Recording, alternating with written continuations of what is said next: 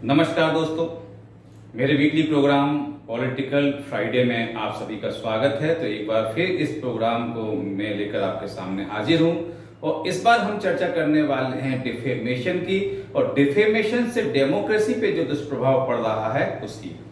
तो इस समय आप देख रहे हैं कि पूरे देश में एक ही माहौल है। राजनीति की चर्चा करें तो एक ही चर्चा सब जगह चल रही है, वो है राहुल गांधी के डिफेमेशन केस की। क्या ये केस सही लगाया गया है, क्या ये केस गलत लगाया गया है, दोनों तरीके की बातें सामने निकल के आ रही हैं।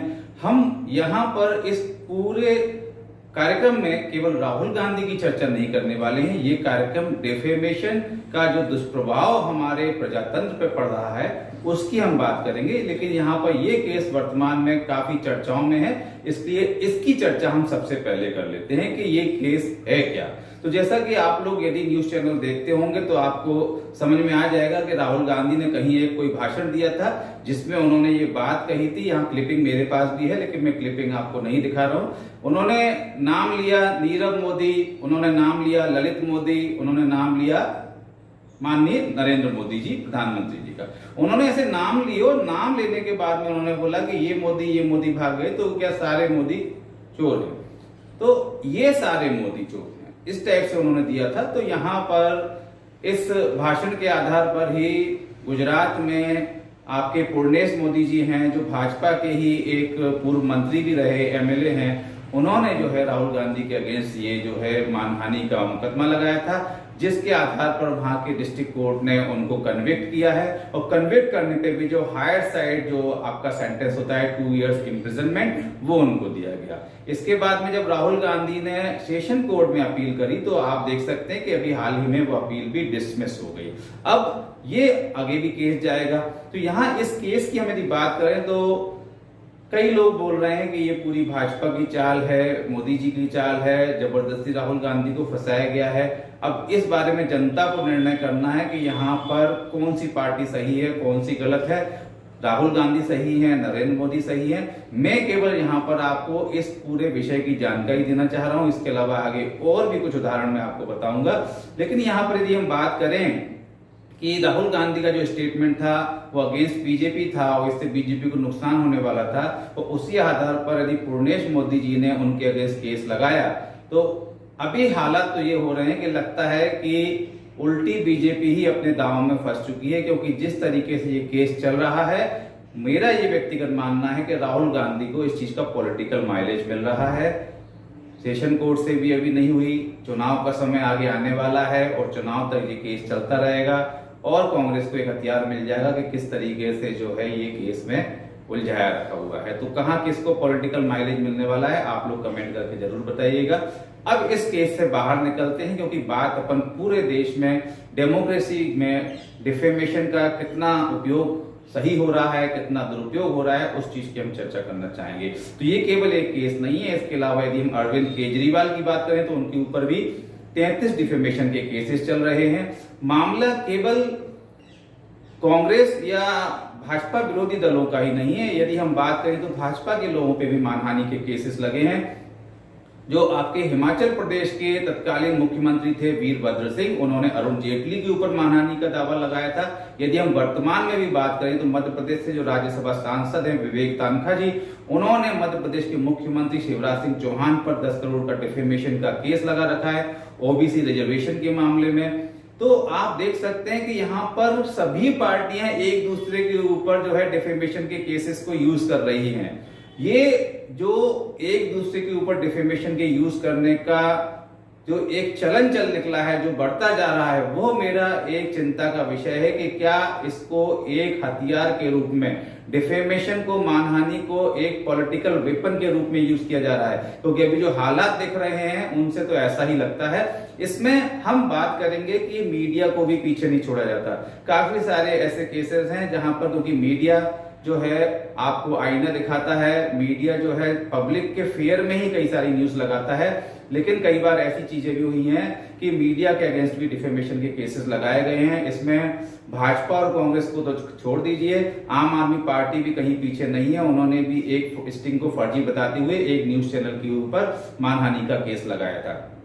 तो अपन देखेंगे कि यहाँ मानहानि के केसेस का उपयोग सभी पार्टियां कहीं ना कहीं कर रही हैं। इसमें मैं सबसे बड़ा उदाहरण लेना चाहूंगा, जब जयललिता की सरकार तमिलनाडु में थी, एआईडीएमके का बिल्कुल तानाशाही चल रही थी। आप यकीन मानिए कि वहां पर चाहे अपोजिट पार्टी हो, चाहे एक्टिविस्ट हो, चाहे मीडिया पर्सन हो, सभी को मानहानि के केसेस में उलझा कर रख दिया गया था। और जब ये मामला सुप्रीम कोर्ट पहुंचा तो सुप्रीम कोर्ट ने भी बोला कि it's a chilling effect. Supreme court ने इस तरीके के मानहानि के केसेस को गलत माना था। सुप्रीम कोर्ट का साफ कहना था कि जो गवर्नमेंट है उसको करप्ट कहना, उसको अनफिट कहना कहीं से भी डिफेमेशन की डेफिनेशन में नहीं आता है।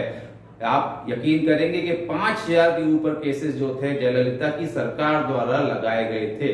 हालांकि जब स्टालिन की सरकार आई तो उसमें ये सभी केसेस वापस भी लिए गए। अब यदि ये केसेस वापस लिए गए तो आप समझ सकते हैं कि इन केसेस का वास्तव में कोई आधार नहीं था। जयललिता के एआईडीएमके सरकार ने तथ्य विहीन फिजूल में ही इस तरह के केसेस लगाकर लोगों को उलझाए रखने का प्रयास किया था। अब हम यदि बात करें कि ये डिफेमेशन है क्या, हमारे यहाँ हिंदुस्तान में दो तरह का डिफेमेशन होता है। हम टॉर्ट्स में और आईपीसी में पढ़ते हैं। जब मैं भी एक लॉ फैकल्टी था तो हमारे जो लॉ के स्टूडेंट्स आते थे लॉ प्रिपरेशन के लिए, तो उनको जब मैं डिफेमेशन पढ़ाता था तो लॉ में भी आपका दो तरह का डिफेमेशन होता है, आपका सिविल डिफेमेशन और क्रिमिनल डिफेमेशन। यहाँ पर हम बात करें तो इसमें स्लैंडर भी होता है, लाइबल भी होता है, मतलब रिटन फॉर्म में भी होता है, रिकॉर्डेड फॉर्म में भी होता है, नॉन रिकॉर्डेड फॉर्म में भी होता है। अब ये जो डिफेमेशन है इसमें अब कई बार मांग उठती है कि डिफेमेशन को क्रिमिनलाइजेशन जो डिफेमेशन का है उसे हटाया जाए, उसमें से नॉर्मल सिविल डिफेमेशन ही चले। और इस तरह का परिवर्तन जो है यूके में किया गया है 2009 से, वहां पर जो है क्रिमिनल डिफेमेशन को हटा दिया गया, सिविल डिफेमेशन अभी भी एग्जिस्ट करता है। एज ए लॉ फैकल्टी जब मैं स्टूडेंट को पढ़ाता था और पॉलिटिकली इस टाइप के जब आरोप प्रत्यारोप के केसेस जो होते थे, जो केस स्टडीज स्टूडेंट को हम पढ़ाते थे, तो उस समय काफी सारे केसेस ऐसे होता था कि एक पार्टी के नेता ने दूसरे पार्टी के नेता को ऐसा कह दिया, तो बताइए कि क्या ये डिफेमेशन होगा या ना होगा। तो जनरली यही होता था इन जनरल लॉ में कि भाई पॉलिटिक्स है, पॉलिटिक्स में एक दूसरे पे आरोप प्रत्यारोप लगाए जाते हैं, उसके आधार पर डिफेमेशन जो है वो डिफेमेशन की डेफिनेशन में नहीं आते हैं। तो ये एक जनरल प्रिंसिपल था।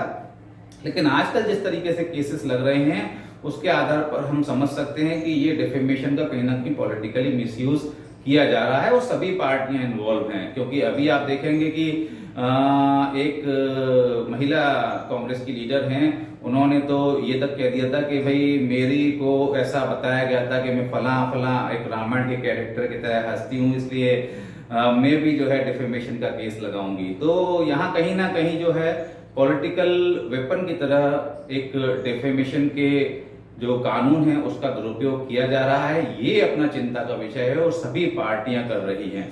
हम पॉलिटिक्स से बाहर निकल कर भी आए तो भी डिफेमेशन का जो मिसयूज है वो किया जाता है। ये डिफेमेशन के केसेस केवल पॉलिटिशियंस पर ही आपस में नहीं लगाए जा रहे हैं। जैसे कि मैंने आपको जयललिता का एग्जांपल बताया, जयललिता की सरकार ने मीडिया कर्मियों पर, मीडिया हाउसेस पर, एक्टिविस्ट पर, काफी सारे अलग अलग सेगमेंट्स के लोगों पर डिफेमेशन के केसेस लगाए थे। वो ये सब चीजें प्रचलन में काफी जगह चल रही हैं। आप ब्यूरोक्रेसी के लिए चले जाइए तो यदि वहां पर भी आप जा रहे हैं तो ब्यूरोक्रेसी भी इस तरीके से अब डिफेमेशन को मिसयूज कर रही है। पॉलिटिकली तो अब यदि इस तरीके से ही इसका दुरुपयोग होता रहा तो आने वाले समय में मुझे लगता है कि ये बहुत मुश्किल हो जाएगा कि लोग अपनी आवाज उठा पाएं। भारतीय संविधान की अनुच्छेद 19A हमें अपने अभिव्यक्ति की स्वतंत्रता देता है। तो यदि हम बात करें तो हमारे देश में लोकतंत्र में आम जनता को भी अधिकार है कि वो यदि किसी योजना से, किसी सरकारी नीति से नाराज है, नाखुश है, उसमें कुछ कमियां बता सकते हैं तो वो अपनी भावनाओं को अभिव्यक्त कर सकते हैं। हाँ, उसमें किसी का व्यक्तिगत रूप से जो है इंसल्ट नहीं होनी चाहिए, मानहानि नहीं होनी चाहिए। लेकिन इस तरीके से यदि छोटी छोटी बातों पर ही डिफेमेशन के केसेस लगा दिए जाएंगे तो हमारे देश में बहुत सारे गरीब ऐसे लोग हैं, बहुत सारे आम ऐसे लोग हैं जो रोज कुछ न कुछ इस तरह के अपशब्द या इस तरह के स्टेटमेंट सुनते हैं। यदि ये सब केसेस लग जाएं तो जो आज हमारे यहाँ कोर्ट में 3 करोड़ मामले हैं वो 30 करोड़ पहुंचने में देर नहीं लगेगी। आप यदि सोशल मीडिया पे भी देखें तो आजकल सोशल मीडिया पे भी लोग तरह तरह की अभिव्यक्ति कर रहे हैं। कई सारे लोग जो एक पार्टी की विचारधारा से जुड़े होते हैं वो दूसरी पार्टी के बड़े लीडर्स पर बड़े बड़े आरोप लगाते हैं। दूसरी पार्टी के जो कार्यकर्ता है उनकी विचारधारा से जुड़े लोग होते हैं वो एक पार्टी पर बड़े बड़े गंभीर आरोप और अपशब्दों का प्रयोग करते हैं। इवन आप देखिए सोशल मीडिया पर हमारे देश में एक बहुत सम्मानीय नाम रखने वाले, पूरे विश्व में सम्मानीय नाम रखने वाले महात्मा गांधी को भी सोशल मीडिया पर लोग नहीं छोड़ते हैं।